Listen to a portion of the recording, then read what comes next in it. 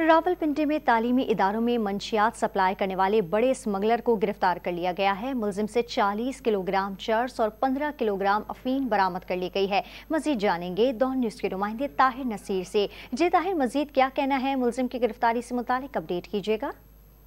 जी देखें, ये थाना नसीराबाद के इलाके में FHO नसीराबाद राजा नदीम जफर की सरबराही में टीम ने एक छापा मारा जो KP से मंशियात की एक बड़ी खेप लेकर रावलपिंडी इस्लामाबाद आ रहा था।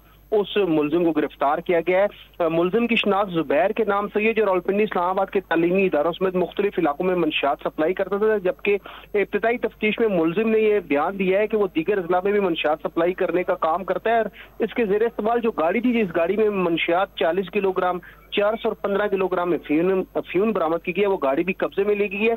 पुलिस हुकाम का ये कहना है कि तफ्तीश करके दीगर साथियों की गिरफ्तारी के लिए भी छापे मारे जा रहे हैं। मुलजिम ने यह भी इंकशाफ किया है कि रावलपिंडी इस्लामाबाद के जितने भी तालीमी इदारे हैं उसमें ये मंशियात सप्लाई कर रहा था। और राजा नदीम जफर की सरबराही में जो रेड किया गया है, दीगर जो इसका नेटवर्क है उसकी गिरफ्तारी के लिए भी रावलपिंडी पुलिस ने छापे मारना शुरू कर दिए हैं। जी।